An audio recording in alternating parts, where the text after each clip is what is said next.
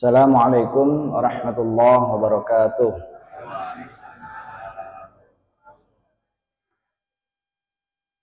Alhamdulillah, alhamdulillahilladzi arsala rasulahu bil huda wa dinil haqq liyuzhirahu 'alad dini kullihi walau karihal musyrikun. Asyhadu an la ilaha illallah wahdahu la syarikalah wa asyhadu anna Muhammadan 'abduhu wa rasuluhu la nabiyya ba'da. Para jamaah sekalian, pada subuh ini saya ingin melanjutkan kajian kita masih mengenai Ma'rifatul Rasul sebagai bagian kedua dari kajian kita tentang dua kalimat syahadat, ya. Asyhadu an la ilaha illallah wa asyhadu anna Muhammadar Rasulullah. Pada kajian yang terakhir kita telah membahas bahwa Rasulullah memiliki tugas atau fungsi yang membuat kita memahami makna ketiga dari syahadat, yaitu Rasulullah sebagai syahidan alaikum, Rasul sebagai syahid bagi kalian.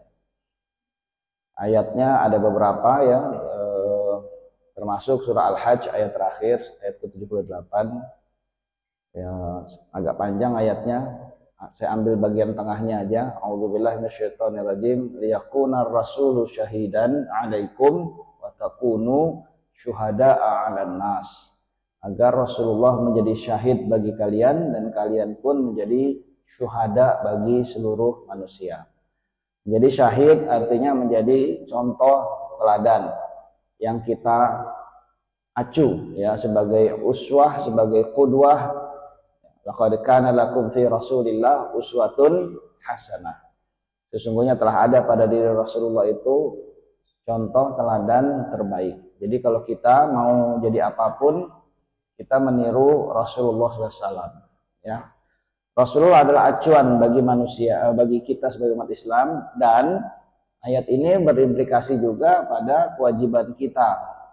Wa takunu syuhada'a 'alan nas, agar kalian juga menjadi syuhada, itu jamak dari syahid, ya, agar kalian semua menjadi syahid-syahid juga bagi seluruh manusia.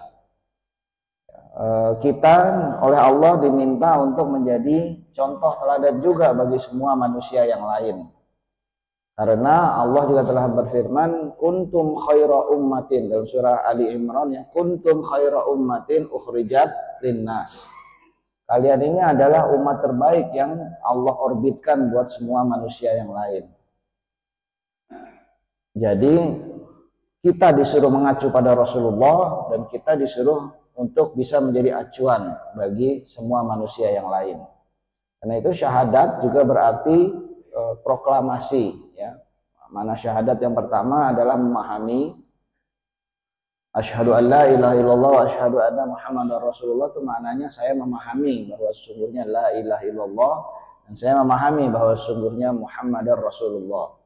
Makna syahadat yang kedua adalah sebuah janji atau sumpah, bahwa kita bersyahadat maknanya asyhadu an la ilaha illallah, saya bersumpah akan menjadikan Allah sebagai satu-satunya ilah, wa asyhadu anna Muhammadar Rasulullah, saya juga bersumpah hanya akan menjadikan Nabi Muhammad itu sebagai Rasulullah buat saya. Bukan sekedar mengakui Allah sebagai Tuhan, bukan sekedar mengakui Nabi Muhammad itu Rasulullah, tetapi kita bersumpah untuk menjadikan hal itu dalam hidup kita.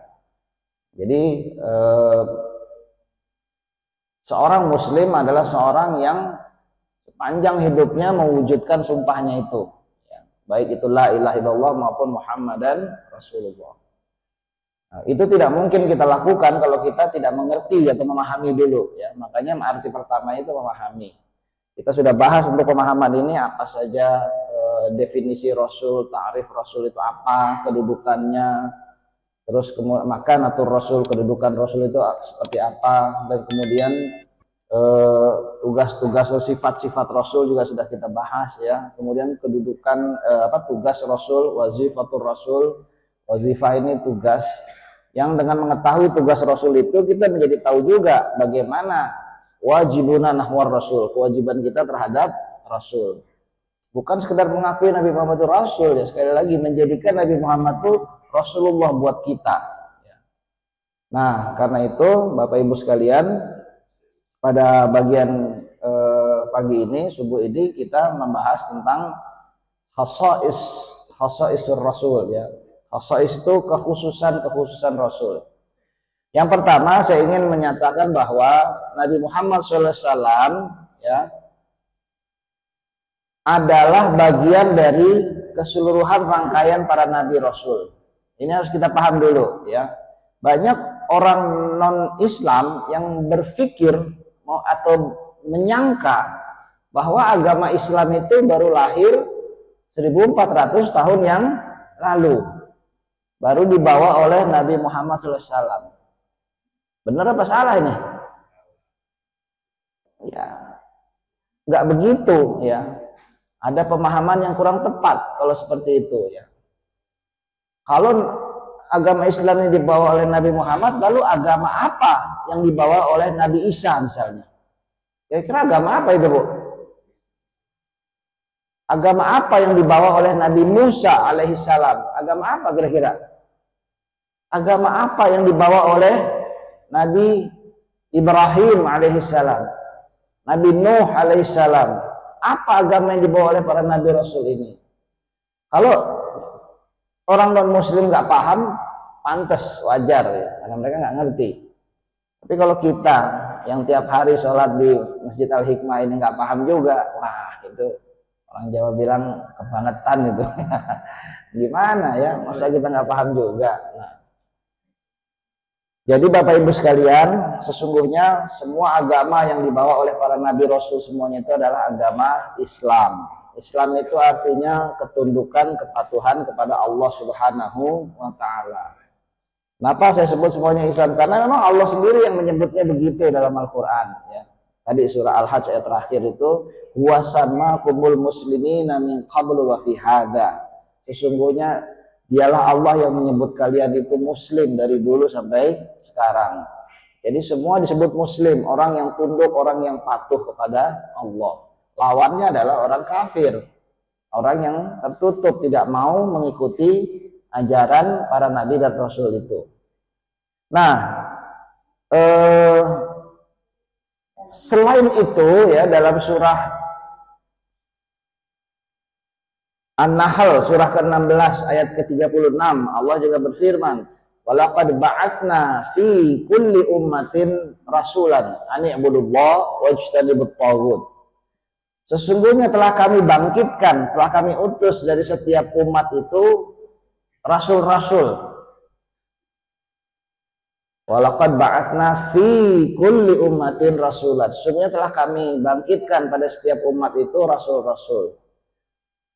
Semua memiliki tugas yang sama, ani'budullah wajtanibut taghut, untuk mengajak kalian hanya mengabdi kepada Allah seumur hidup dan untuk menjauhi para taghut itu. Bapak Ibu sekalian, semua ajaran Nabi Rasul itu sama, akidahnya sama, nggak ada yang berbeda. Semua mengajarkan la ilaha illallah, nggak ada yang lain ya. Semua Nabi mengajarkan la ilaha illallah, tidak ada yang lain. Sehingga ajaran Nabi kita, Nabi Muhammad SAW, tidak berbeda dengan ajaran para Nabi sebelumnya, yaitu la ilaha illallah. Dalam surah Al-Ma'idah, surah ke-5, ya, ayat terakhir ini, saya lihat.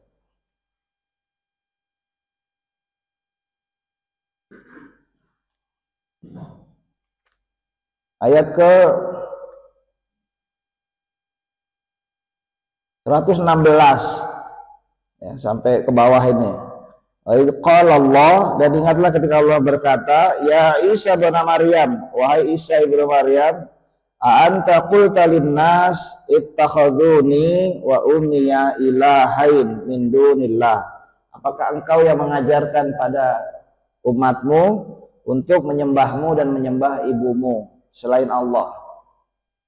Jadi Nabi Isa ditanya nanti di akhirat, ya wahai Isa, apakah engkau ngajarin pada umatmu untuk menyembahmu dan menyembah ibumu? Lalu Nabi Isa menjawab, qala subhanak, maha suci engkau ya Allah, ma yakunu li an aqula ma laisa li bihaqqin. Tidak pernah aku ini, maksud cingkau tidak pernah aku ini mengucapkan sesuatu yang tidak benar. In kuntu qultuhu, kalau aku mengatakannya demikian, faqad alimtahu, engkau akan mengetahuinya. Ta'lamu ma fi nafsi wala a'lamu ma fi nafsik. Engkau mengetahui yang ada pada diriku dan aku tidak mengetahui apa yang pada engkau. Innaka anta allamul ghuyub. Sesungguhnya engkaulah yang maha mengetahui segala perkara yang gaib. Ma qultu lahum, di ayat selanjutnya, tidaklah aku mengatakan pada mereka illa ma amartani bih, kecuali apa yang kau perintahkan padaku. Ani'budullah rabbi wa rabbukum, untuk hanya menyembah kepada Allah Tuhanku dan Tuhan kalian juga. Wa kuntu alaihim syahidan, dan aku menjadi syahid bagi mereka madumtu fihim, selama aku berada bersama mereka. Alamma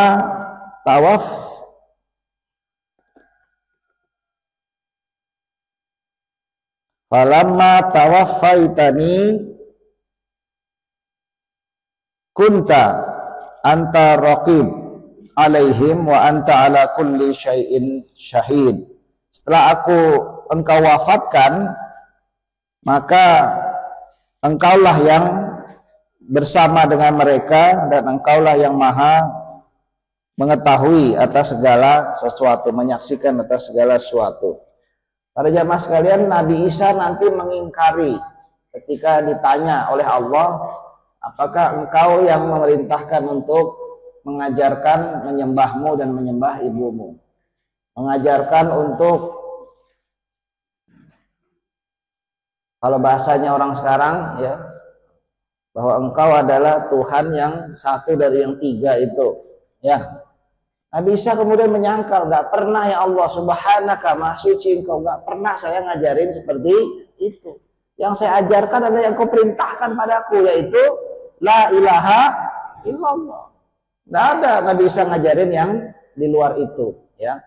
Pada jamaah sekalian, dialog ini dalam surah Al-Maidah ayat 116, 117 dan seterusnya sampai akhir ini menunjukkan bahwa Nabi Isa adalah Muslim dan yang diajarkan sama dengan yang diajarkan oleh Nabi kita Nabi Muhammad Shallallahu Alaihi Wasallam. Dalam surah Al-Baqarah surah kedua ayat 285, kan Al-Baqarah itu 286 ayat ya. Ini satu ayat sebelum ayat terakhir. Allah juga berfirman, amanar rasulu bima unzila ilaihi mir rabbihi wal mu'minun. Para rasul itu beriman terhadap apa yang diturunkan kepadanya dari Tuhannya dan kepada orang-orang beriman, yang diturunkan kepada orang beriman. Kullun amana billah, semuanya itu para rasul itu beriman kepada Allah wa rasulihi, kullun amana billah wa malaikatih, dan kepada malaikat-malaikat Allah, wa kutubihi, dan kepada kitab-kitab Allah, wa rusulihi, dan kepada rasul-rasul Allah. La nufarriqu bain ahadin min rasuli, gak ada perbedaan antara para rasul itu. Ini menyatakan rukun iman. Rukun iman itu ada 6. Jadi semua nabi rasul rukun imannya juga sama. Saya ulang lagi, semua nabi rasul mengajarkan rukun iman yang sama. Iman pada Allah, iman pada malaikat-malaikat Allah, iman pada kitab dulu Pak, baru rasul ya. Kitab-kitab Allah, begitu urutannya ya. Iman pada rasul-rasul Allah, iman pada hari akhir, dan iman pada takdir yang baiknya dan yang buruknya. Semua mengajarkan itu. Ya, nggak ada yang mengajarkan yang lain. Semua nabi rasul rukun imannya ada 6. Jangan ditambah, jangan dikurang. Rukun Islamnya ya juga hampir sama aja ya. Syahadat, salat, zakat, shaum, haji. Emang haji udah ada dari Haji itu bukan baru Nabi Muhammad SAW. Dari sebelumnya sudah Ka'bah itu siapa yang bangun? Siapa Bu yang bangun Ka'bah itu? Nabi Ibrahim. Adam. Siapa nih yang benar? Nabi Ibrahim atau Nabi Adam? Hah? Dasarnya dari mana Pak bilang Nabi Ibrahim? Kalau Bapak ngomong Nabi Adam, dasarnya dari mana? Katanya. Sama aja kalau gitu Pak katanya. Ya. Baik. Nabi Ibrahim itu disebut dalam surah Al-Baqarah ayat 128 ya. Sebentar. 127 ya. Surah Al-Baqarah 127. Wa idh yarfa'u Ibrahimul qawa'ida minal baiti wa Ismail. Wa idh yarfa'u Ibrahim al-qawa'ida minal bait wa Ismail. Ingatlah pada saat Nabi Ibrahim dan Nabi Ismail itu yarfa'u, meninggikan al-qawa'ida minal bait, fondasi dari rumah itu. Jadi Pak Yusuf ya, pada saat Nabi Ibrahim dan Nabi Ismail diperintahkan ini, fondasi Ka'bah itu sudah ada. Hanya saja bangunannya sudah rusak, bukan belum, sudah runtuh. Maka disuruh untuk ditinggikan lagi. Bukan Nabi Ibrahim yang membangun pertama. Ya, Nabi Ibrahim dan Nabi Ismail membangun lagi, meninggikan lagi Ka'bah yang sudah ada fondasinya itu. Ya. Siapa yang bangun fondasi dari fondasinya ini dulu? Dalam surah Ali Imran disebut bahwa inna awwala baitin wudi'a lin-nas lalladzi bi Makkah. Sesungguhnya rumah ibadah pertama yang dibangun manusia itu yang di Mekah itu. Rumah ibadah yang dibangun pertama oleh manusia adalah yang di Mekah. Siapa yang kira-kira yang bangun rumah ibadah pertama? Manusia pertama yang bangun rumah ibadah itu? Nabi Adam alaihissalam. Ya, kita tahu itu Nabi Adam itu dipertemukan dengan Siti Hawa di Jabal Rahmah, betul ya. Jabal Rahmah itulah pertemuan di Arafah itu, dan kemudian dibangunlah Ka'bah itu di Mekah sebagai rumah ibadah pertama bagi manusia semuanya. Nah, karena itu Ka'bah itu bukan dari zaman Nabi Muhammad, enggak ya, sudah dari sebelumnya. Nah, haji itu bukan ibadah yang baru dibawa. Semuanya bukan, sholat itu bukan baru Rasulullah bawa, enggak ya. Kan Nabi Muhammad yang menerima perintah sholat waktu Isra Mi'raj itu perintah sholat secara 5 waktu seperti yang kita kenal sekarang. Apakah sebelum Isra Mi'raj Nabi Muhammad sholat apa enggak? Sudah Pak, oh belum ya. Banyak hadisnya yang menyebut begitu, cuma belum 5 waktu ya. Dalam hadis Bukhari Muslim lagi itu disebut, Aisyah meriwayatkan. Jadi Rasul mengatakan begitu, sholat sebelum itu sudah diajarkan, cuma baru 2 rakaat saja dan 3 waktu gitu ya. Nanti menjadi 5 waktu dan ada yang 4, ada yang 3, ada yang 2, itu setelah Isra Mi'raj gitu Pak ya. Jadi Nabi sudah sholat, dan juga semua Nabi Rasul sebelumnya juga sudah mengenal sholat ini, walaupun mungkin rakaatnya apanya berbeda sedikit, tapi mereka sholat. Zakat, semua Nabi Rasul juga disuruh berzakat ya. Contohnya apa? Nabi Isa dalam surah Maryam, qala inni abdullahi ataniyal kitaba wa ja'alani nabiyyan. Berkata Nabi Isa itu,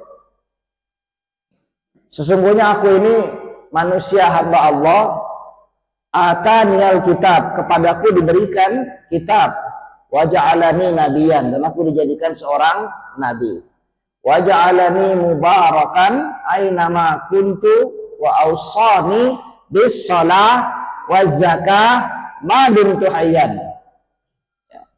Wa ja'alani mubarakan, dan aku dijadikan membawa berkah, ainama kuntu, di mana saja aku berada, wa awsani, dan aku diperintahkan, diwasiatkan, bis shalah wa zakah, dengan sholat dan dengan zakat, madum tuhayyan, selama aku hidup. Nabi Isa juga sudah mengenal sholat dan zakat. Paham ini ya? Ini surah Maryam ya, bukan katanya loh Pak ya. Ayat 30 coba ini dilihat, surah 19 ayat 30 itu jelas disebutnya begitu. Jadi para jamaah ini bukan ibadah baru nih, sholat, zakat, saum. Apakah saum baru Nabi Muhammad? Enggak, ayatnya bicara begitu. Ya ayyuhalladzina amanu kutiba alaikumus syiyam kama kutiba alal ladzina min qablikum la'allakum tattaqun. Kan udah sering dibacakan ini ya. Diwajibkan kepada kalian saum sebagaimana diwajibkan juga pada orang sebelum kalian. Kama kutiba alal ladzina min qablikum. Iya kan? Haji tadi saya sudah sebut, Ka'bah itu bukan baru. Di zaman Nabi Ibrahim juga sudah diajarkan itu. Ya, Nabi Ibrahim itu kan nabi yang lintas wilayah. Nah, beliau sendiri asalnya dari Irak, lalu kemudian menetap di Palestina, di Yerusalem itu ya. Kemudian punya keponakan ditaruh di Jordan, Nabi Lut ya. Kemudian punya anak pertama Nabi Ismail ditaruh di Mekah. Kemudian punya anak lagi Nabi Ishak ya. Sebelum punya anak ini Nabi Ibrahim juga sudah berdakwah sampai ke Mesir. Kan bersama istrinya Siti Sarah itu beliau sudah jalan ke Mesir. Nanti dari Mesir diberi hadiah Siti Hajar itu yang nanti menjadi istri yang kedua melahirkan Nabi Ismail ya. Ya, kemudian ada di anak kedua Nabi Ibrahim ini adalah Nabi Ishak, lahir dari istri pertama Siti Sarah itu ya. Lalu kemudian dari Nabi Ishak ini lahir lagi Nabi Yakub. Yakub ini melahirkan Nabi Yusuf yang kelak menjadi penguasa di Mesir. Nah, itu baru Pak Yusuf itu ya. Nabi Yusuf ya. Nah, itu Nabi Yusuf itu cicitnya Nabi Ibrahim ya. Anaknya adalah Nabi Ishak, cucunya adalah Nabi Yakub, cicitnya adalah Nabi Yusuf. Setiap tahun mereka semua ini setahun sekali pergi ke Mekah. Makanya disuruh Nabi Ibrahim membangun kembali Ka'bah yang udah runtuh itu ya, untuk kemudian dijadikan tempat ibadah haji lagi. Jadi bukan baru ya, saya ulang lagi, bukan baru ini. Kalau begitu semua Nabi Rasul membawa agama yang sama, iya membawa agama yang sama, tidak ada yang mengajarkan yang lain-lain. Kalau soal syariatnya berbeda-beda sedikit, nah ini kita bahas ini ya. Jadi apa pembedanya Rasulullah dibanding semua Nabi Rasul yang lain? Kalau kesamaannya kita udah tahu bahwa beliau bagian dari semua Nabi Rasul itu. Lalu apa kira-kira perbedaannya? Nah, apa Pak? Jawab coba. Ini belum tanya jawab, saya dulu yang nanya, nggak apa-apa ya. Kira-kira apa perbedaannya dengan Nabi Rasul yang lain? Ayo. Cara apa Pak? Ibadah. Ibadah yang mana? Kurban. Kurban juga dari zaman anaknya Nabi Adam juga disuruh kurban. Sama aja. Ya bahwa Idul Adha gitu ya memang iya. Tapi kan pada dasarnya semua ibadah-ibadah itu sudah dikenal oleh umat sebelumnya. Apa kira-kira perbedaan yang lain? Ada yang tahu? Pak, apa kira-kira perbedaan Rasulullah dibanding Rasul-Rasul sebelumnya? Nah, cakep nih, penyempurna gitu ya. Nah, Rasul sendiri pernah menyatakan, aku ini dibanding para Nabi Rasul sebelumnya, ibarat sebuah bangunan, sebuah rumah. Ya. Telah dibangun oleh Nabi Rasul sebelumnya itu rumah yang indah. Tapi ada satu di dindingnya itu ada satu batu bata yang bolong, belum ada batu batanya. Lalu setiap orang yang melewati rumah itu, indahnya rumah ini seandainya batu bata itu terisi di tempat yang kosong itu. Rasul bilang, akulah batu bata terakhir itu.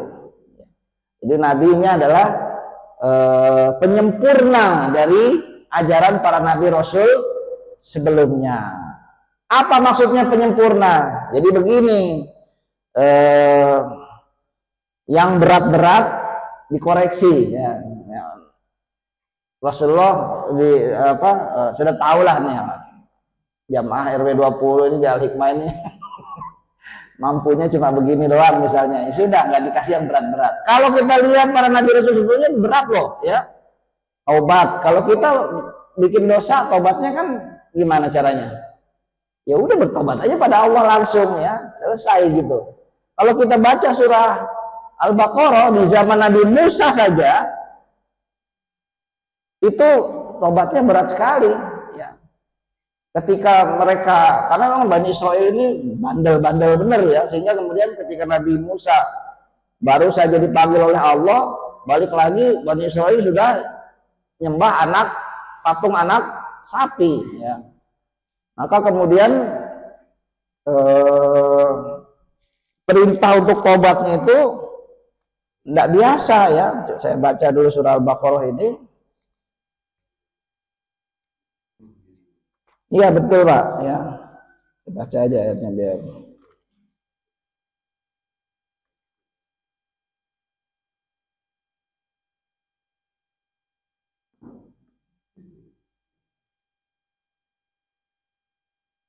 Ayat ke-54 ya surah Al-Baqarah. Wa idz qala Musa liqaumihi ya qaumi innakum zalamtum anfusakum bittikhadhikumul ijl.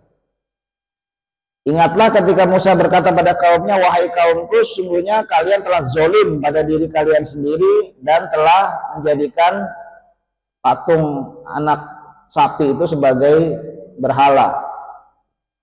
Fatubu ila bariukum, maka taubatlah kepada zat yang telah menciptakan kalian.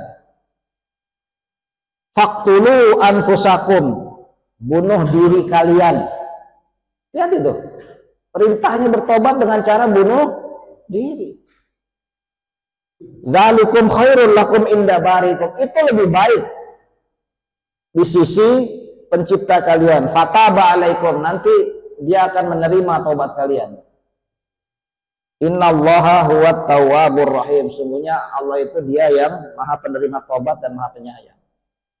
Coba kalau kita disuruh begini, kalau mau taubat disuruh bunuh, mendingan gak usah tobat dah. Kan bahaya nih ya.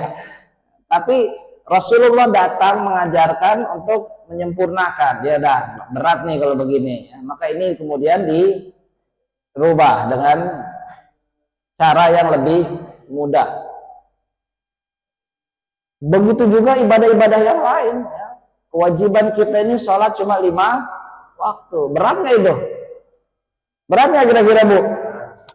Hah? Berat nggak Pak? Berat katanya. Bahaya juga nih.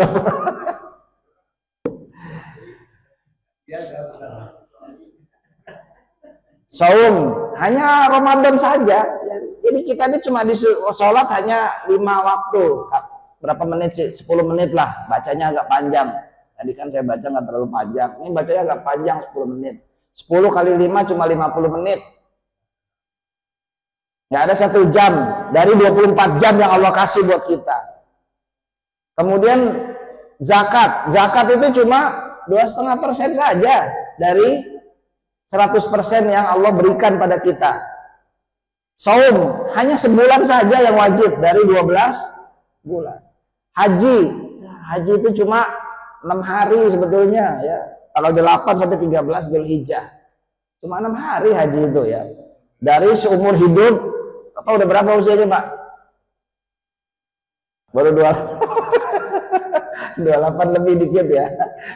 Jadi sedikit sekali ya, sebetulnya yang Allah berikan itu ya. Yang Allah wajibkan buat kita itu sedikit sekali. Nggak banyak-banyak ya.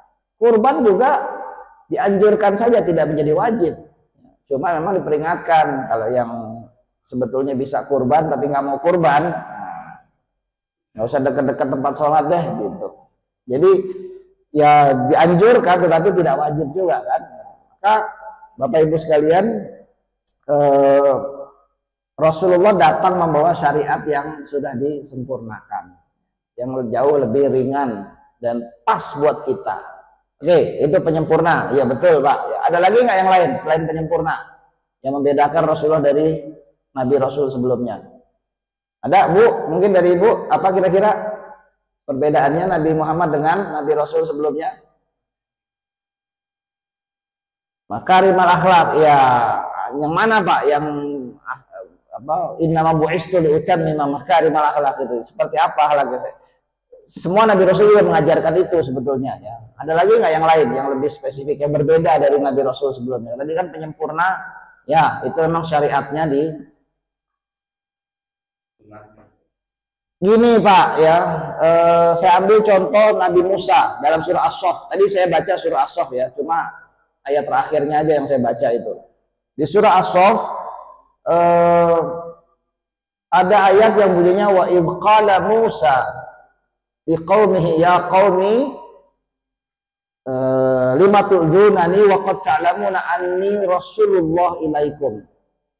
Ingatlah ketika Nabi Musa berkata, wahai kaumku, lima tu'dzunani, kenapa kalian menolak diriku? Wa qad ta'lamuna anni rasulullah ilaikum. Padahal kalian tahu aku ini Rasulullah buat kalian. Kemudian di ayat selanjutnya, wa idh qala Isa bin Maryam ya bani Israil inni rasulullah ilaikum.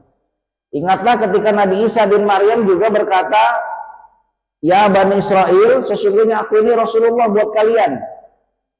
Aku ini Rasulullah buat kalian. Jadi Nabi Musa, Nabi Isa itu Rasulullah buat Bani Israel, betul ya, satu umat saja. Nabi Ibrahim ya sudah lintas wilayah, tetapi masih untuk orang-orang saat itu. Nabi Nuh hanya untuk kaumnya saja. Semua Nabi Rasul itu diutus hanya untuk umatnya saja pada saat beliau hidup. Tapi Nabi kita, Nabi Muhammad SAW berbeda. Kenapa? Dalam surah Al-A'raf, surah ke-7, ayat ke-158. Ini diantaranya ya. Itu bunyinya adalah, Qul, katakanlah ya Muhammad, ya ayuhan nas, wahai manusia semuanya, inni Rasulullah ilaikum jami'an. Sesungguhnya aku ini adalah Rasulullah buat kalian semuanya. Nabi Muhammad adalah Rasulullah buat orang Arab, juga buat orang Indonesia, juga buat orang Cina, juga buat orang Barat, juga buat orang Timur, juga buat orang mana saja. Rasulullah adalah, Nabi Muhammad SAW adalah Rasul buat semua manusia. Kalau nabi-nabi sebelumnya, Rasul-Rasul sebelumnya spesifik. Disebutkan hanya untuk Bani Israel misalnya, disebutkan hanya untuk kaumnya saja. Nabi siapa lagi? Nabi Soleh misalnya kepada kaum siapa? Ada ingat nggak? Nggak tahu ya. Kepada kaum Thamud, wa Thamud alladzina jabu sakhra bil wad. Ya, Nabi Soleh. Kemudian banyak nabi-nabi Rasul sebelumnya juga hanya untuk kaumnya saja. Nabi Muhammad ini untuk semua manusia, bukan hanya untuk orang Arab. Ya, kita lihat dalam surah Nabawiyah, Rasul itu pernah menulis surat kepada 13 penguasa dunia saat itu. Kaisar Romawi, Kisra di Persia, Najas di Habasyah atau Ethiopia, Maukakis di Mesir, raja-raja di Oman, di Arab bagian timur sana, ya, di Yaman juga di selatan. Rasul mengirim surat pada mengajak untuk mereka masuk Islam. Jadi tidak hanya untuk orang Mekah atau orang Madinah. Ini perbedaannya. Lebih dari itu, bukan hanya untuk orang di zamannya. Nah, ya, tetapi untuk semua manusia sampai akhir zaman. Itu perbedaannya. Kalau nabi-nabi sebelumnya, ya sudah spesifik. Nanti diutus lagi nabi berikutnya. Nanti kemudian diutus lagi nabi berikutnya. Dan tapi nabi kita sudah nggak ada lagi setelah itu. Rasulullah itu adalah khataman nabiyyin, nabi penutup. Nggak ada lagi nabi dan rasul setelahnya. Kenapa? Karena memang beliaulah yang diutus untuk semua manusia, bukan hanya untuk di zamannya. Jadi kalau nanti di era 20 ada ngaku menjadi nabi, itu wajib ditolak, gitu ya. Nggak ada lagi nabi rasul setelah. Di Pakistan sana ada kelompok yang di negara-negara lain sebetulnya sudah tidak lagi disebut sebagai orang Islam, tapi di Indonesia masih juga disebut orang Islam ya. Aneh nih sebetulnya. Mereka kita mengenalnya dengan kelompok Ahmadiyah. Nah, dengar nggak? Ada nggak di sini? Itu bukan orang Islam itu ya. Ahmadiyah ini kelompok yang meyakini setelah Nabi Muhammad itu ada lagi nabi, namanya Mirza Ghulam Ahmad. Kenapa begitu? Katanya karena di Al-Quran itu Nabi Isa menyatakan, yang tadi ayat yang tadi saya sebut surah As-Saff itu, wa idz qala Isa bin Maryam ya bani Israil inni rasulullah ilaikum musaddiqan lima baina yadayya minat Taurah wa mubasysyiran bi rasulin ya'ti min ba'dihi ismuhu Ahmad. Nah, ini persoalannya ya. Nabi Isa bilang, aku datang ini untuk menegakkan lagi Taurat yang kalian pegang itu dan memberi berita gembira setelahku nanti akan datang satu lagi namanya Ahmad. Emang disebutnya begitu, ismuhu Ahmad. Nah, karena Nabi Muhammad itu namanya Muhammad bukan Ahmad, maka bagi orang Ahmadiyah ada lagi nabi lagi yang seperti disebut di ayat itu namanya Ahmad, yaitu Mirza Ghulam Ahmad. Maka kita menyebut mereka sebagai golongan Ahmadiyah. Mereka meyakini Mirza Ghulam Ahmad itu menerima wahyu. Lalu selain Quran, mereka juga punya kitab suci yang berisi kumpulan wahyu yang diterima oleh Mirza Ghulam Ahmad itu. Nama kitab sucinya At-Tadhkirah. Saya pernah baca itu. At-Tadhkirah. Mereka ada markasnya di Parung sini dulu ya. Saya nggak tahu sekarang udah dibubarin atau bagaimana. Tapi dulu mereka di situ di Parung sini. At-Tadhkirah itu isinya kumpulan wahyu yang diterima oleh Mirza Ghulam Ahmad. Apakah ini Islam? Kelihatannya kayak orang Islam, pakai peci, pakai baju koko, tempat ibadahnya juga kayak masjid. Tapi saya berani menyebut tanpa ragu 1000% mereka bukan Islam. Mana ada orang Islam mengakui ada nabi lain selain setelah Nabi Muhammad SAW?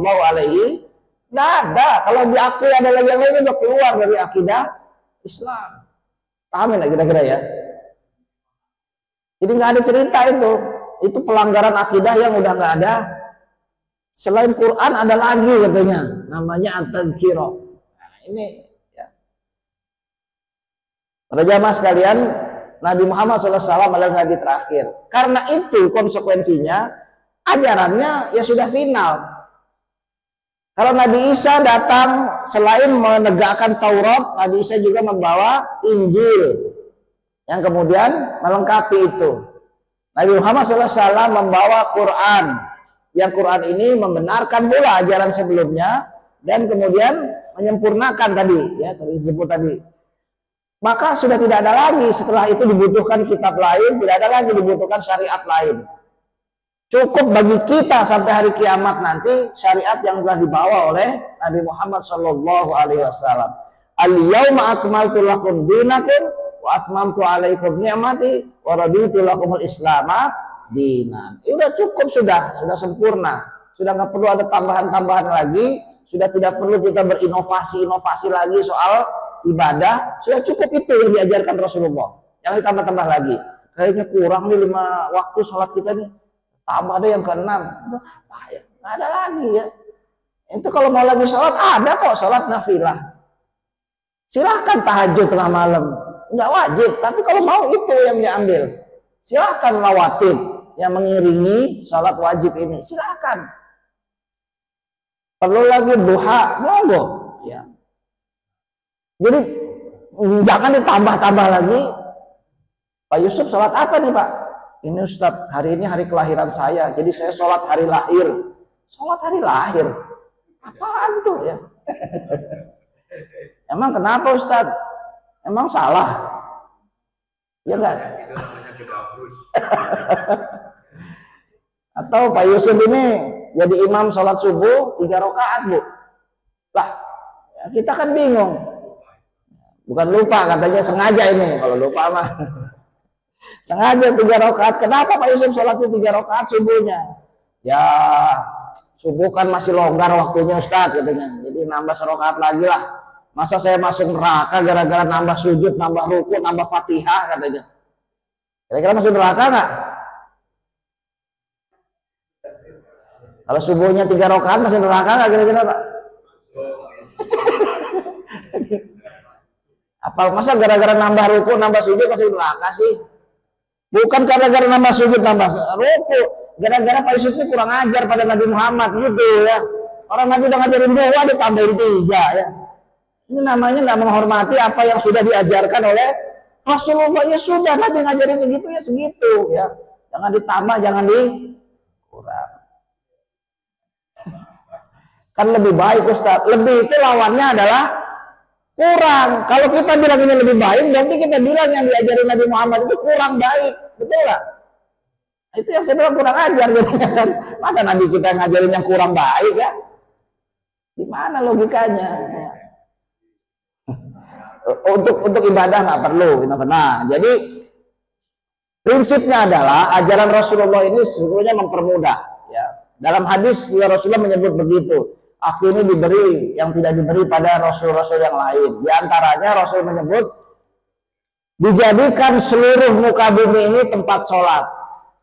Ya, boleh sholat di mana aja. Kalau lagi apa namanya di jalan yang diantah berantah, kemudian masuk waktu sholat dan kemudian kita nggak nemu masjid, boleh berhenti naik mobil itu berhenti sebentar, gelar sajadah, sholat di situ boleh. Di mana saja boleh untuk menjadi tempat sholat. Ya selama bukan di tempat yang dilarang ya, jangan di WC. Semuanya masjid itu tempat sujud, silahkan. Jangan bilang gini ya. Ada istilah, ada makna lugha, apa makna bahasa ya. Allah menjadikan di mana saja kita boleh sholat, boleh bersujud. Jadikan masjid maksudnya itu. Tapi kalau kita menyebut spesifik istilah masjid, yaitu ada aturannya ya. Misalnya ini masjid karena memang bangunan ini tidak digunakan buat yang lain ya. Nah khusus ini bukan aula. Kalau aula itu kadang dipakai buat sholat Jumat, kadang dipakai buat kebaktian orang Kristen, kadang dipakai. Ya kan kalau aula di kantor begitu ya. Yang ada masjid ini yang dilarang, ibu yang haid atau nifas duduk di masjid itu nggak boleh ya.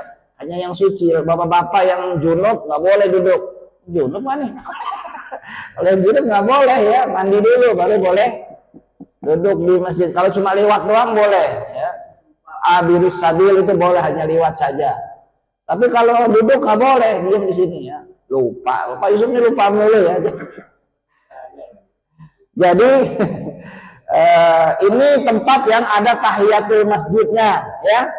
Yaitu yang ini ya. Bukan di sembarang tempat boleh tahiyatul masjid, bukan ya. Mentang-mentang seluruh bumi dijadikan masjid, di pinggir jalan tol Pak Yusuf salah apa? Tahiyatul masjid Ustaz. Masa tahiyatul di jalan tol ya? Enggak lah. Enggak ada tahiyatul jalan tol tuh, enggak ada ya. Ya enggak mungkin Pak ya. Jadi ini kadang-kadang kita keliru ya. Sholat Id misalnya, kalau yang di lapangan ya nggak ada tahiyatul lapangan ya. Kalau di masjid sholat itu ya ada tahiyatul masjid, tapi kalau di lapangan ya nggak ada tahiyatul lapangan, walaupun kita sholat di situ ya. Jadi dibedakan itu. Nah memang poinnya adalah Rasulullah dipermudah untuk kemudian melaksanakan syariat ini. Nah maka kemudian kita tahu bahwa Rasul ini menjadi pembeda. Ada lagi sebetulnya yang lebih spesifik ya. Kalau kita mau melihat sirah nabawiyah itu, yang mampu melaksanakan tugas kenabian dan kerasulan secara sempurna, secara keseluruhan sempurna hanya Nabi kita, Nabi Muhammad SAW. Nabi Ibrahim misalnya, seorang Nabi, Nabi Nuh lah yang sebelumnya.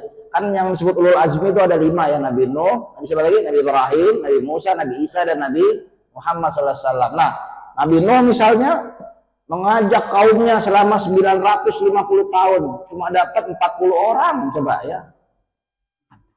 1000 tahun lah buletinnya, 1000 bagi 40, rata-rata 25 tahun sekali baru dapat. Ini udah berapa orang ini? Udah banyak ini ya. Nah, Nabi Nuh itu cuma 40 orang dapatnya. Nah, dan akhirnya kaumnya yang begitu buruk kelakuannya itu diazab oleh Allah dengan dibinasakan dengan banjir.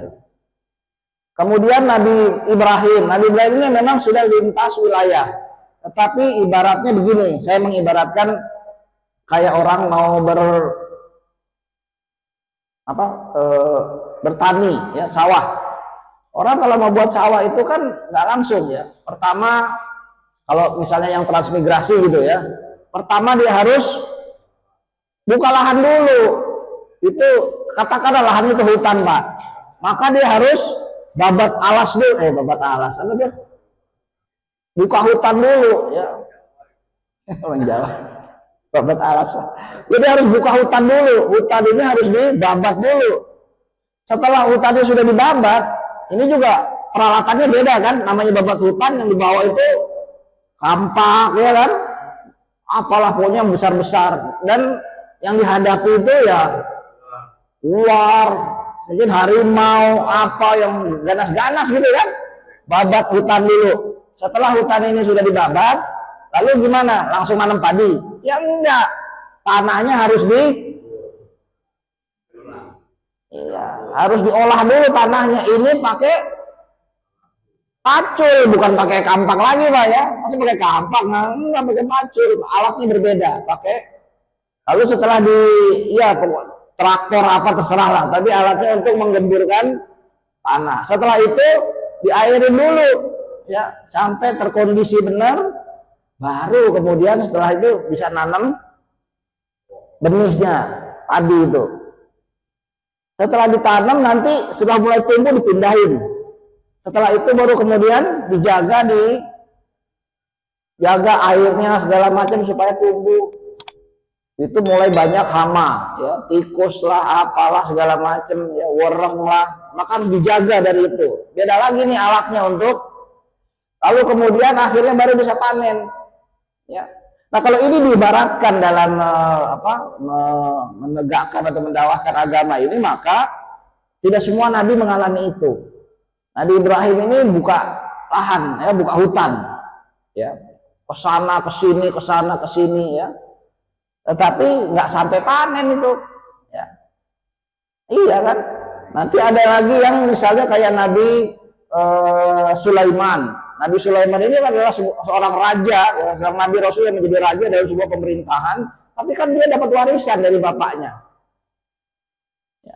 Bukan yang sekarang, yang dulu ini ya, Nabi Sulaiman ya, jangan pikirnya. Nabi Sulaiman, Nabi ini anaknya Nabi Daud alaihissalam ya. Yang kemudian Nabi Daud juga raja, kemudian Nabi Sulaiman ini menjadi raja juga. Lalu kemudian Nabi Isa misalnya, Nabi Isa ini bahkan belum sempat terlalu jauh baru berdakwah. Tadi saya baca surah As-Saffat terakhir, ya ayyuhalladzina amanu kunu ansarallah kama qala Isa bin Maryam man ansari lil hawariyina man ansari ilallah. Itu murid-muridnya baru nggak banyak itu ya, tetapi kemudian beliau malah mau dibunuh dan akhirnya Allah menyelamatkan dengan diangkat. Belum terlalu banyak yang dikerjakan oleh Nabi Isa. Rasulullah memberi kabar nanti Nabi Isa akan turun lagi ya di akhir zaman ya. Maka Nabi Isa itu yang dari awal buka lahan, buka hutan, gemburin tanah, nanam sampai panen, itu Nabi kita, Nabi Muhammad Shallallahu Alaihi Wasallam. Bahkan Nabi Musa pun tidak sampai itu. Nabi Musa itu menyelamatkan Bani Israel dari Mesir, dibawa ke Yerusalem. Belum nyampe Yerusalem sudah meninggal Nabi Musa. Jadi belum sampai itu ke sana ya. Jadi yang tugasnya dari awal sampai akhir sempurna itu cuma Nabi kita, Nabi Muhammad Shallallahu Alaihi Wasallam. Nabi Muhammad ini seorang pemimpin dari nol, dari nggak ada apa-apa. Seperti Nabi Ibrahim juga dari nol dulu ya. Cuma Nabi Muhammad ini lebih sempurna. Kenapa? Karena beliau mampu kemudian menegakkan sebuah pemerintahan, sebuah peradaban yang tegak terus sampai 1300 tahun setelahnya ya. Qadarullah kita lahir iya 1400 tahun setelahnya gitu ya, nggak kelihatan lagi di dunia ini. Dulu Islam ini menjadi pemimpin dunia ya. Sekarang kita lahir ketika Islam, itu tugas kita tuh ya, untuk membangkitkan lagi ya. Nah, para jamaah sekalian, jadi Nabi Muhammad SAW lah yang lengkap menegakkan ajaran ini. Bukan hanya ngajarin sholat, bukan hanya ngajarin puasa, bukan hanya ngajarin zakat, haji, ibadah-ibadah yang seperti tidak. Nabi kita mencontohkan bagaimana kemudian membangun masyarakat, bagaimana menjadi seorang politikus yang memimpin masyarakat, bagaimana menjadi seorang panglima perang yang kemudian melindungi. Itu nggak semua nabi begitu. Hanya nabi kita yang sempurna seperti itu. Jadi kalau nanti Pak Yusuf mau jadi politisi, nyalon itu jadi wali kota misalnya, ya contohlah Nabi Muhammad Shallallahu Alaihi Wasallam. Kalau kelak mau jadi seorang panglima militer gitu, Rasulullah itu seorang panglima militer. Sehingga hampir semua sisi, ada orang Kristen di Amerika sana, namanya Michael Hart, mengarang sebuah buku yang dia riset sebelumnya, ya, 100 orang yang paling berpengaruh sepanjang sejarah. Walaupun dia Kristen, kemudian dia menempatkan Nabi Muhammad inilah orang nomor 1 paling berpengaruh sepanjang sejarah. Kenapa? Di antara alasannya adalah karena komplitnya prestasi Nabi kita ini. Karena Nabi-Nabi lain tuh, Nabi Isa sekalipun, Yesus itu cuma segitu aja gitu, nggak terlalu banyak. Tapi Nabi kita ini semua sisinya, beliau seorang kepala rumah tangga yang bisa kita tiru bagaimana menjadi kepala rumah tangga. Beliau seorang guru, beliau seorang politisi dari saya bilang, seorang panglima perang, seorang ekonom yang membangun perekonomian, komplit semuanya dan sukses semuanya. Nggak ada yang nggak sukses. Makanya ayatnya menyebut begitu, laqad kana lakum fi Rasulillah uswatun hasanah.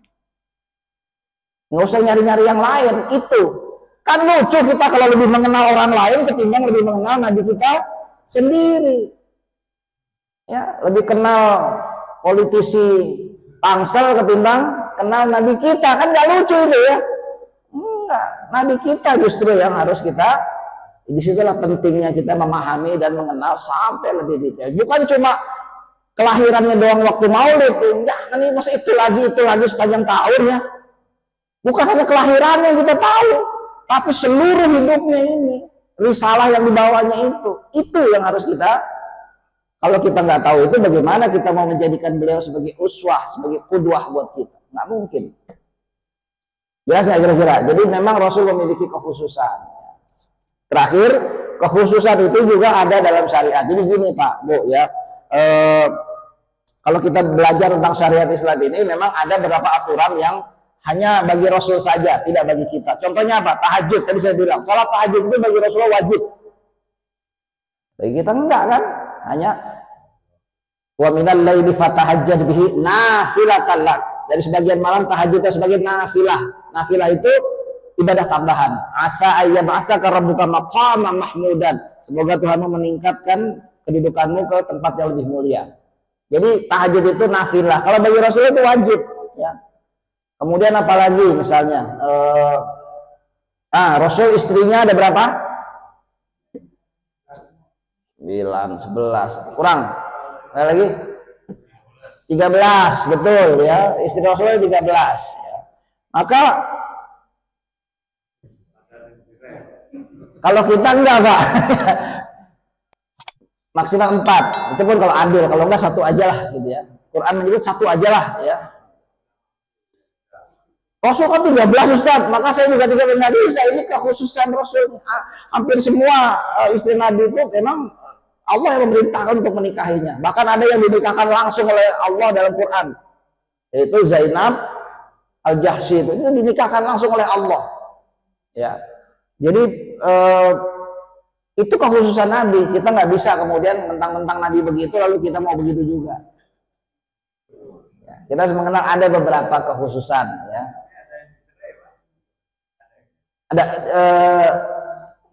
kalau yang dinikah lalu dicerai itu 2 di luar itu, di luar yang 13, nggak sampai berkumpul ya, langsung diceraikan lagi itu ada 2 lagi di luar yang 13. Ya. Kalau yang diceraikan tapi kemudian dirujuk lagi, tahu nggak siapa?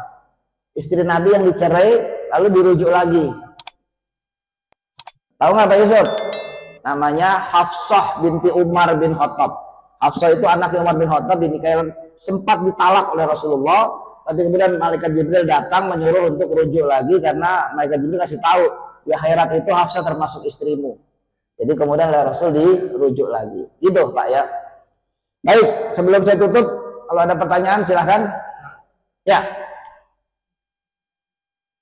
Kita Nusantara kan. Ya. Belum Islam masuk. Stalinisme Ya. ya. Kita contoh lah di kampung saya dulu kalau lebaran itu bakar-bakar. Sekarang sudah itu. Ada di antara di negara kita yang enggak tentu mungkin dulu wali kita ya. Wali itu kan menyebar agama Islam di antaranya ada yang terlewat apa nggak bisa masuk ke Bali. Itu kan kalau nyebrang ke sana ya TW, TTS kan nggak bisa. Bali karena juga dalam Toraja. Tapi di sudut pandangnya sana juga Islamnya kuat. Di antara yang nggak tersentuh ini ya mungkin sekarang namanya beda dengan kita. Ini menurut Pak Ustaz itu mungkin wali songo kita juga ada. Karena kalau tanpa beliau mungkin kita juga karena dulu juga aneh. Itu menurut Ustaz bagaimana tuh yang tadi Bali, terus NTT? Apanya yang bagaimana Pak? Kesentuh sama wali. Enggak, bukan nggak kesentuh. Bapak udah pernah ke Bali belum? Ke apa namanya? Jemberana. Di Jemberana, Bali bagian barat. Pernah di Jemberana. Itu mayoritas Muslim Pak. Ya, satu kabupaten itu mayoritas Muslim di Jemberana itu. Ya, saya banyak dulu keliling-keliling sana. Iya Pak. Dan banyak dulu yang para pendakwah di sana. Sekarang saya ambil contoh lagi. Kalau Bapak nggak usah di Indonesia deh, India. India itu apa mayoritasnya? Itu kan sekarang, ya. Kalau kita tarik sejarah sebelumnya, India itu besar dan maju Islam justru, ya. Islam itu yang bangun Taj Mahal itu raja Islam bukan Hindu ya. Memang sebelumnya Hindu, tapi kemudian India itu, nah, kemudian setelah merdeka, nah, jadi Hindu lagi. Lalu kemudian pecah antara India dengan Pakistan, yang Islam semua di Pakistan. Jadi panjang Pak sejarahnya. Papua tersentuh nggak? Irian? Banyak Pak kesultanan di sana Anda. Sekali-sekali undang nih ke sini ya, kiai yang dari sana tuh, Fadlan Garamatan. Itu jelas sekali menyebutkan jauh sebelum ini orang Islam udah banyak di sana. Cuma kan kadang-kadang yang sampai ke kita itu nggak seperti itu ya. Kata siapa Bali nggak disentuh? Kata siapa NTT nggak disentuh? Bapak saya orang NTB Pak, orang Bima. Jadi saya tahu benar tuh sejarah ke arah sana tuh bagaimana. Hanya kalau sekarang kemudian diklaim itu wilayah mereka ya, itu kan klaim saja Pak ya. Kita kadang nggak tahu sejarah pula ya. Sampai kemana-mana ini semua dulu sudah masuk di dalam. Dan wali itu bukan hanya, jadi wali songo itu sebetulnya bukan hanya yang kita kenal itu ya. Wali itu pemimpin wilayah, sebenarnya wilayah dakwah yang dibagi ada 9 seluruh Indonesia ini ya. Dan sebelum wali songo yang kita kenal itu sudah ada wali-wali sebelumnya juga ya, yang juga menduduki ini. Hanya yang kita kenalkan yang terakhir doang tuh ya. Sunan Kudus, Sunan Bonang, itu yang kita kenal, Sunan Kalijaga. Sebelumnya udah ada para wali-wali juga yang cuma kan nggak sengetop itu ya, dan kita mempelajari juga. Tapi apapun ya sudah nggak apa-apa ya. Tidak, bahkan Rasulullah tidak diutus untuk mengislamkan semua wilayah, enggak.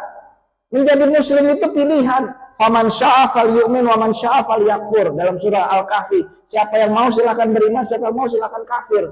Tidak ada paksaan, la ikraha fid din, nggak boleh dipaksa, nggak ada gunanya orang dipaksa masuk Islam. Karena itu bukan itu tujuan seorang Nabi Rasul. Ya, kalau ada yang nggak mau terima, ya nggak boleh dipaksa, biarin aja. Dia mau tetap Hindu kayak, dia mau tetap nggak apa-apa. Ya, jadi bukan itu tugasnya. Nanti lebih spesifik saya akan bahas di kajian juga, cuma yang jelas ya nggak apa-apa Pak ya. Dan kita disuruh hidup untuk bertoleransi dengan mereka yang selama tidak memusuhi kita, tidak memerangi kita ya. Dalam surah Al-Mumtahanah surah ke-60 itu disebutkan begitu ya. Allah tidak melarang kalian untuk berbuat baik pada mereka yang tidak memerangi kalian dan tidak mengusir kalian dari rumah kalian. Kalau kayak di Gaza gitu ya, kita nggak boleh berteman sama Israel itu ya, itu yang disuruh kita untuk justru memerangi. Tapi kalau yang damai kayak di negeri kita ini, kita tidak dilarang untuk berbuat baik dan berlaku adil pada mereka. Nggak boleh Pak itu. Gitu ya. Jadi jangan kita berpikir tugas Wali Songo itu gagal karena tidak mengislamkan semua. Enggak, kalau begitu Nabi juga gagal dong. Nabi juga begitu Nabi wafat kan nggak semuanya masuk Islam. Hanya wilayah Jazirah Arab itu semua sudah tunduk dalam pemerintahan Islam itu. Di Madinah ketika Rasul menjadi pemimpin ketika hijrah, Yahudi itu tidak dipaksa masuk Islam, biarin aja mereka tetap kafir. Tetapi mereka hidup berdampingan dengan damai dan mereka menandatangani perjanjian damai itu untuk ikut dalam konstitusi Madinah, piagam Madinah gitu kan. Ya.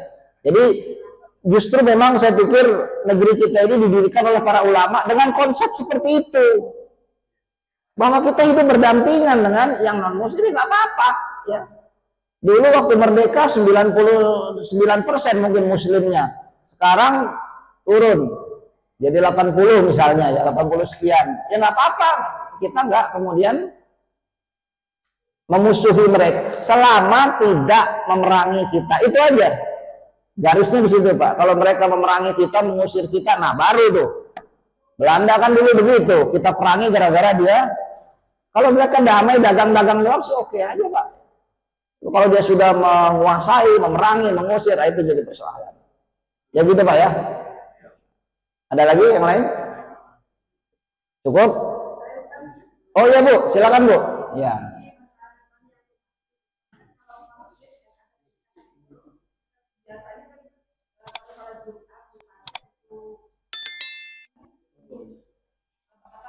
Ya.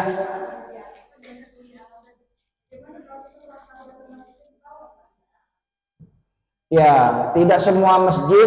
Ada masjid yang tingkatnya 2 Bu. Ada juga yang tingkatnya 3, 4 ya. Ada masjid yang begitu. Jangan cuma lihatnya di sini ya. Lihatnya di tempat lain masjidnya sampai 4 tingkat kadang. Nah, tidak semua tingkat itu dipakai buat khusus tempat sholat. Ada yang dipakai buat aula. Ada yang dipakai buat perpustakaan.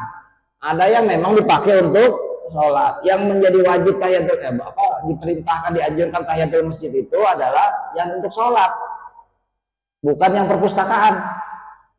Walaupun mungkin pada saat Jumatan tiba-tiba kemudian semua dipakai karena penuh. Ya apa-apa, jalanan-jalanan mungkin dipakai juga. Tapi kan nggak ada tahiyatul jalanan. Ya jalanan ya jalanan gitu ya. Kalau kebetulan sholatnya di situ nggak pakai tahiyatul masjid Bu, karena ibu sholatnya di jalanan misalnya. Misalnya, kalau Idul Fitri kan perjalanan nggak?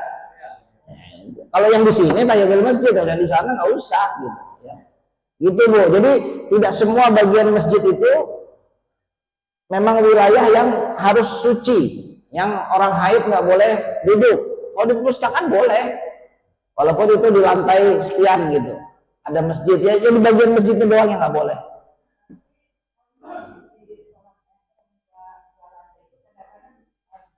Nah, saya nggak tahu kalau ada masjid yang 2 lantai, dua-duanya memang untuk tempat sholat, nggak boleh dipakai yang lain. Ya iya itu berarti dua-duanya harus tahiyatul masjid. Iya, misalnya di Munawaroh tuh, ya, di apa namanya, di tanah, ya, kan bagian atasnya masjid, bagian bawahnya aula. Kalau Jumatannya dipakai semua, tapi bagian bawahnya itu bukan masjid Bu. Enggak ya, itu aula, dipakai macam-macam, dipakai pernikahan, dipakai macam-macam lah ya. Sama di sini Nurul Hidayah juga begitu. Atasnya masjid, bawahnya aula. Ya aula dipakai juga sholat Jumat kalau lagi penuh ya, atau sholat Id dipakai juga. Tapi itu bukan masjid sebetulnya, bukan bagian yang ada ketentuan tahiyatul masjid. Orang apa yang junub atau haid itu nggak boleh duduk di situ, nggak termasuk. Ibu-ibu PKK sering rapat di situ, ya nggak apa-apa ya karena itu di aula. Tapi kalau di masjid yang di atas nggak boleh kalau dia haid gitu. Jelas Bu ya? Ya teras termasuk nggak? Ada teras, ada tempat parkir ya. Pokoknya yang khusus dipakai buat, kalau saya nggak tahu di sini gimana lantai 2-nya dipakai khusus untuk sholat apa enggak gitu. Ya, dipakai khusus nggak di atas? sholat ya udah berarti itu masjid juga gitu. Ya ada 2 lantai kayak begini, dua-duanya khusus untuk sholat ya, maka itu masjid juga. Kalau ke atas ya tahiyatul masjid juga. Orang junub nggak boleh juga kemudian duduk di atas karena untuk sholat bukan untuk yang lain. Ya jelas ya. Baik, saya akhiri, mudah-mudahan bermanfaat. Subhanakallahumma wa bihamdika asyhadu an la ilaha illa anta astaghfiruka wa atubu ilaik. Walhamdulillahirabbil alamin. Assalamualaikum warahmatullahi wabarakatuh.